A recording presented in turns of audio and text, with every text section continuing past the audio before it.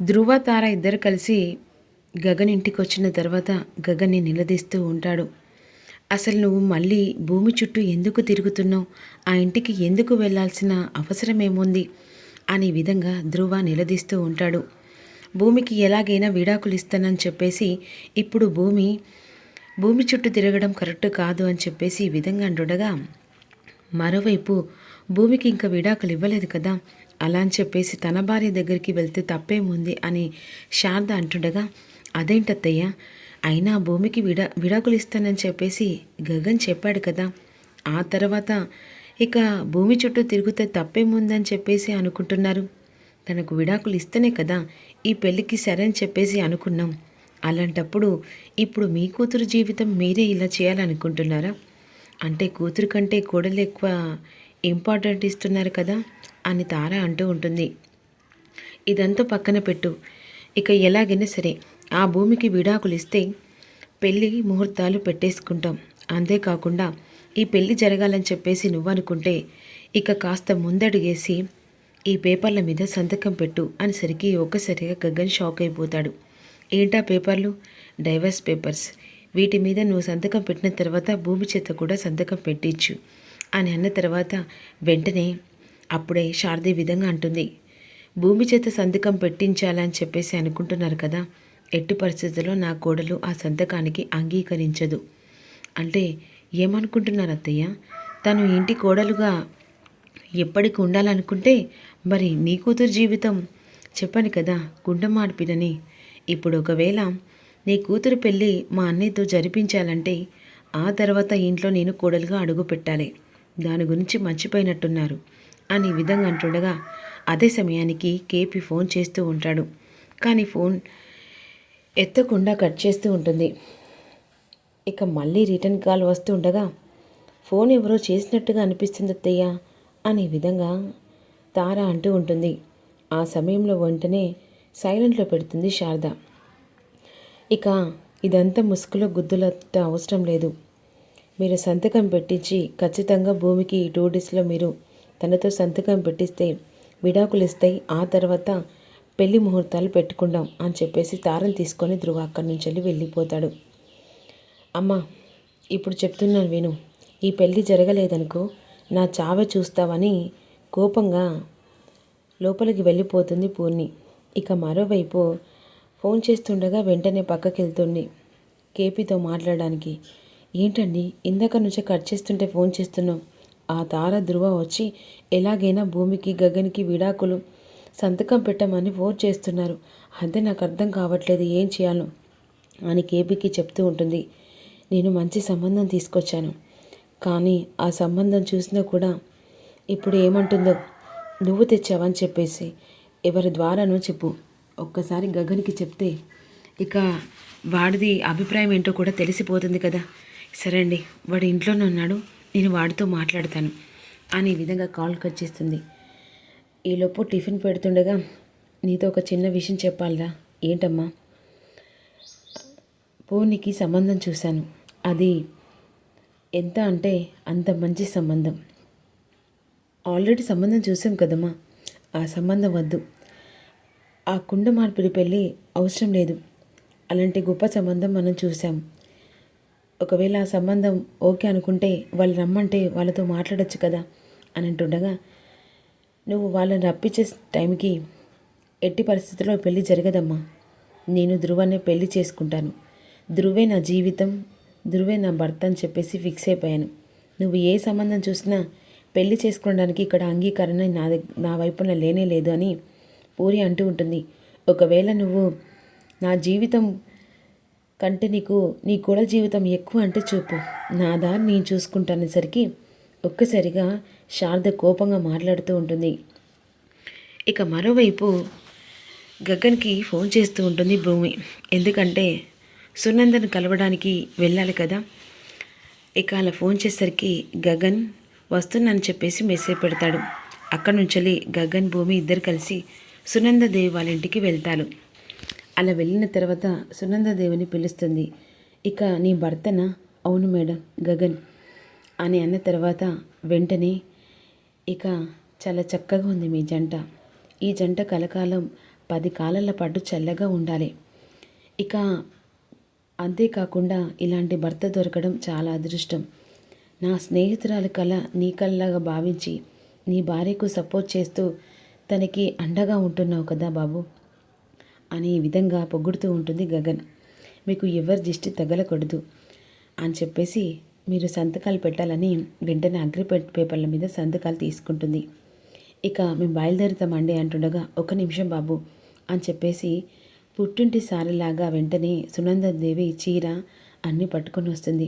అయ్యో ఇప్పుడు ఈ ఫార్మాలిటీస్ ఏందండి అని అంటుండగా, ఇది భూమికి పుట్టినిల్లు. ఈ పుట్టి నుంచి సారా నా ఉన్నంతలు పెడుతున్నాను అని చెప్పేసి ఇద్దరికి కూర్చోపెట్టి బొట్టు పెట్టి వాళ్ళ చేతిలో సారె పెడుతుంది. అప్పుడు వెంటనే గగన్ భూమి సునందాదేవి ఆశీర్వాదం తీసుకుంటుండగా, కలకాల పాటు చల్లగా భార్యాభర్తల్లా వర్తిల్లండి, ఇక సుభద్ర ప్రాప్తిరస్తని చెప్పేసి దీవిస్తూ ఉంటుంది.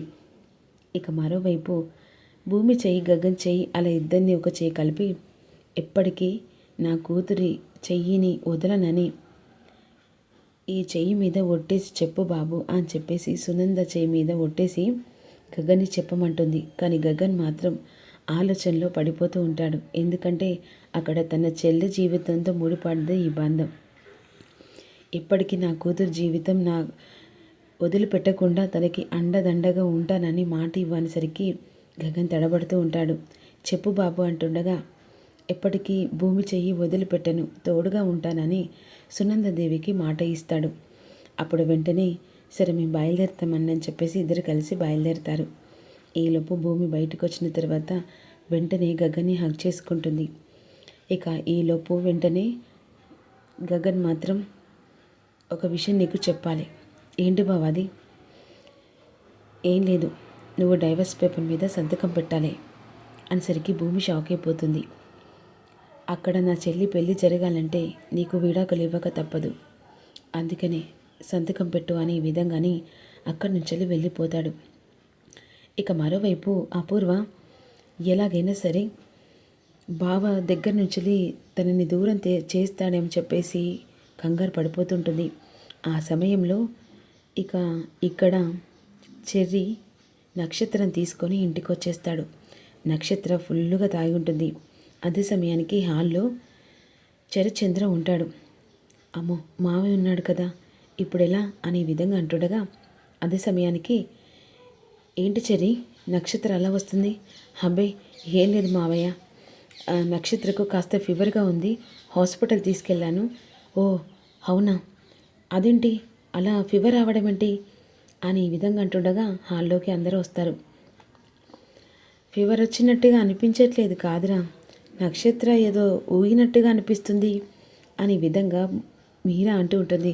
అబ్బే ఏ లేదమ్మా, తనకి కాస్త ఫీవర్ ఎక్కువ ఉంది.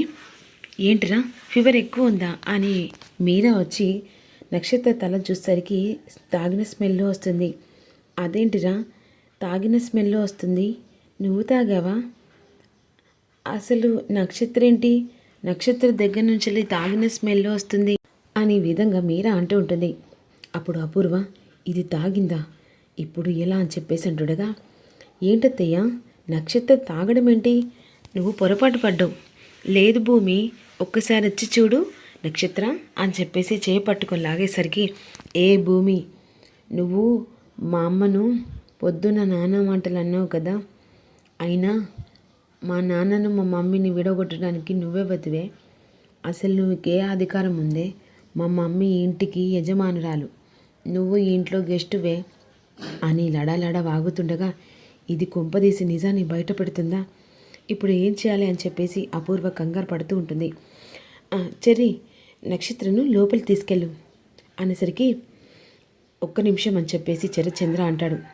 అసలు నక్షత్ర తాగడం ఏంటి? అబ్బే పార్టీ ఉంటే వెళ్ళినట్టుంది బావా.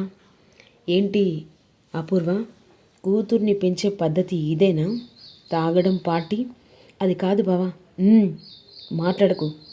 ఈ ఇంటి పరువు తీయడానికి నీ కూతుర్ని ఏకంగా ఇలా డ్రింక్ చేయడం, పార్టీలోకి వెళ్ళడం ఇదే నేర్పించావా? నాకు తెలియదు బావా, నక్షత్ర పార్టీకి వెళ్ళిన విషయం నాకు తెలియదు. అయ్యో నాన్న, ఇందాక నాకు ఫోన్ వచ్చింది. నక్షత్ర గొడవ పడుతున్నట్టు ఆ సమయంలో వెంటనే అక్కడున్న ఒక తెలిసిన ఆయన ఫోన్ చేశాడు.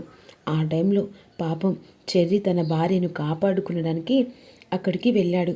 కానీ చూసావా నాన్న, చెర్రికి తన భార్య అంటే ఎంత ప్రేమో.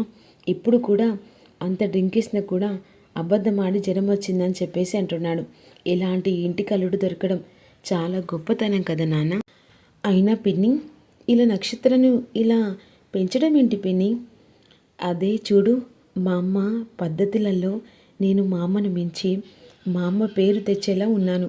కానీ నీ పేరు నక్షత్ర చెడగొడుతుంది అనే విధంగా ఇక అపూర్వను బ్లేమ్ చేయడానికి భూమి మాట్లాడుతూ ఉంటుంది.